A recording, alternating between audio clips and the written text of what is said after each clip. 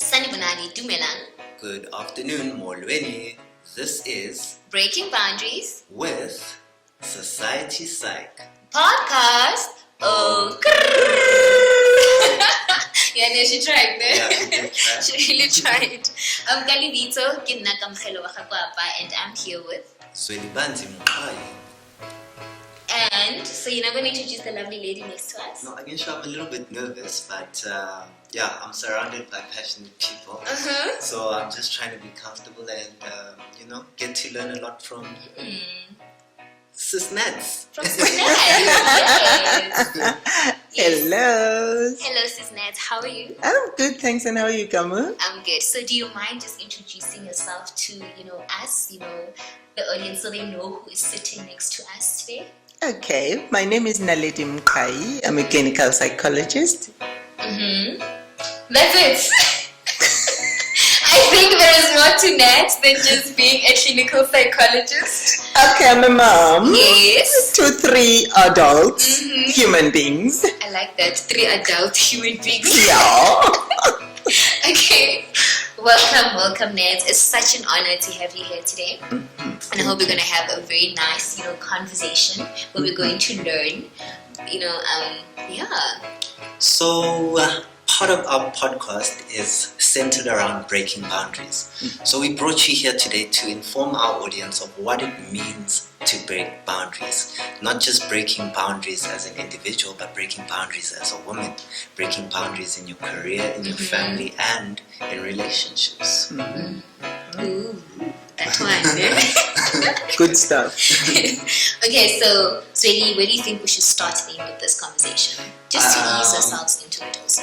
Just to make it simple, what does it mean to break boundaries? Your definition of breaking boundaries. Okay. Breaking boundaries could be interpreted in different ways. Some people will say breaking the ceiling, breaking the glass, breaking the sky, but basically it's just to get things that are not usually done, just getting out of the norm, getting out of the usual things that people know of. In our world, in our communities, in our lives, we always kind of ring-fenced by rules, norms, things that people see as normal. And when you do anything that's different from that normal, you are seen as being awkward or weird or out of the ordinary. So we want to normalize being weird, actually. But there's a lot of negative connotations attached to not being normal, being abnormal. When somebody is usually not normal, a lot of people try and bring them back down to the normal or their level. How has it been like for you trying to tackle that, in life, in work, in family, I don't know? Yeah. Actually, you need to be a very adventurous person to do that. Because remember, as people, naturally, we like approval of others. We are social beings. We do well when other people smile at us. They say, "Oh, you look nice, I like you," and all. But for you to get out of the norm, I tell you, you have to have that thick skin that says, even if they don't like me, I do what I do. I be me, and I'm okay with what I'm doing. I'm okay with myself. And as long as I know I'm not hurting anybody and I'm not doing anything that's evil or devilish, then I'm okay. So it requires a lot of thick skin. That's all I can tell you. You need thick skin. You need not to be sucking up to people's approval. You need not please everybody.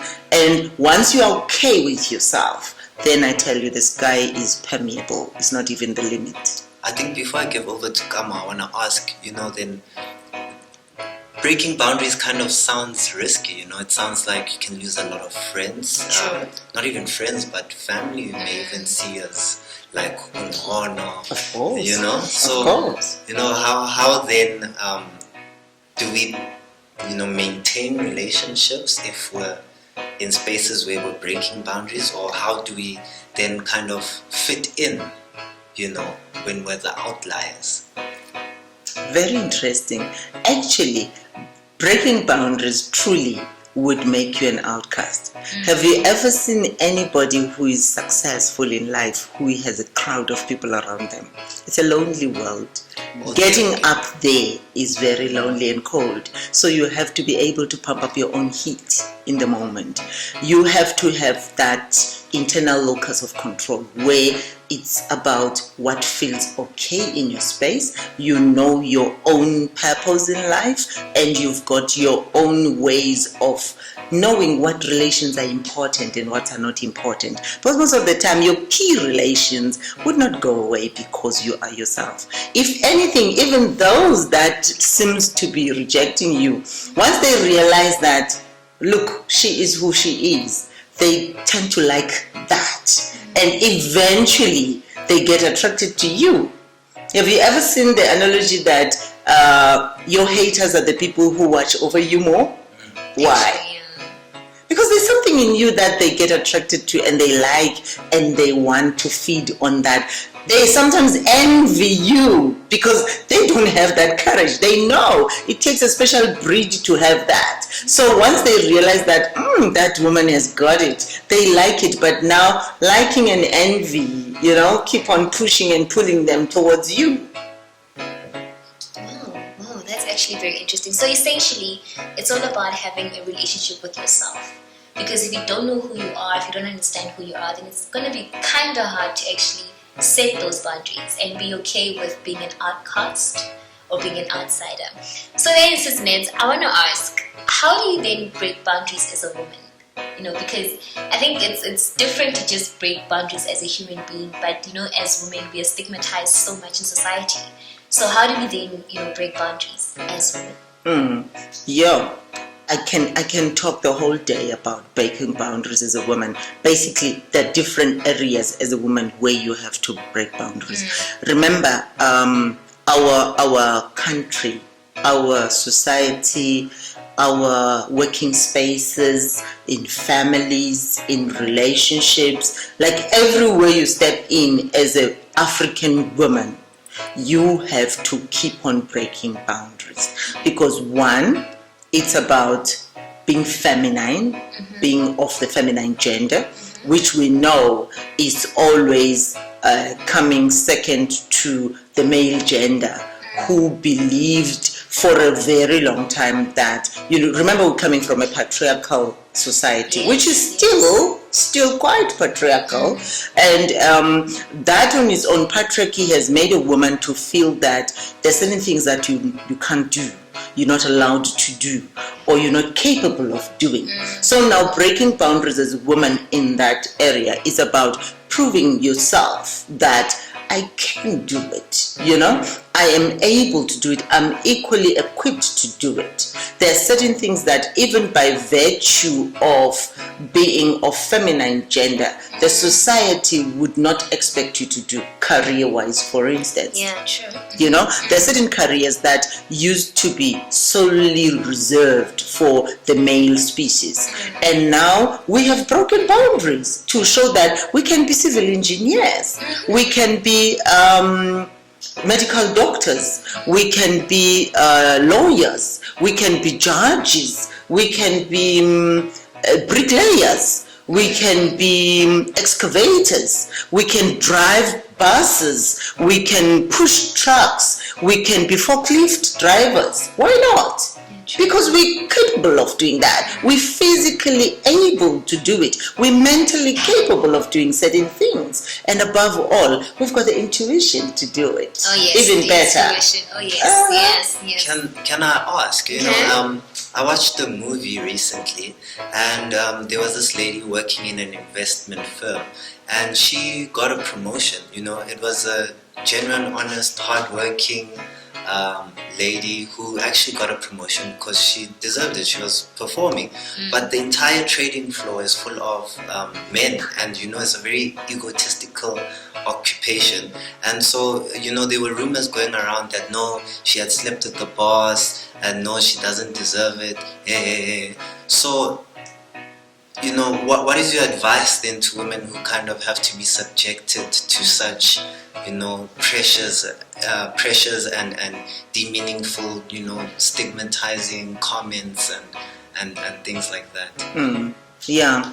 Sadly, we're still living in that era. Remember, for any change to happen, there will always be instability before you get equilibrium. Therefore, you have to know, if I get into a world that is not transformed, likelihood is that you're going to face a lot of resistance. So when you get there, be ready. That's what I can tell you. Be ready. Step back and say, look, I am treading on a scale that is not balanced. And for me to be able to be okay there, I need first to position myself and say, I'm aware this is what I'm getting to. And once you are aware, then it's not personal anymore. You put yourself back, you look at the situation for what it is. Then you are able to navigate that situation without your emotions being involved there. Because the moment you subject it and say, I'm a woman, I need to fight these men, they do this to me, you lose the battle. Step back, look at them. Look, these are people who haven't been transformed mentally. I'm getting into this with a goal of transforming the environment. You are in a mission. And when you're in a mission, you can't afford to be emotional about it. You have to stick to your head. And the moment you're there, then you are able to deal with all these hearsays. Because all these things, sleeping with a boss or whatever, is things that probably they've seen happen before, or they've heard about it. And therefore, when you come in, they kind of expect it.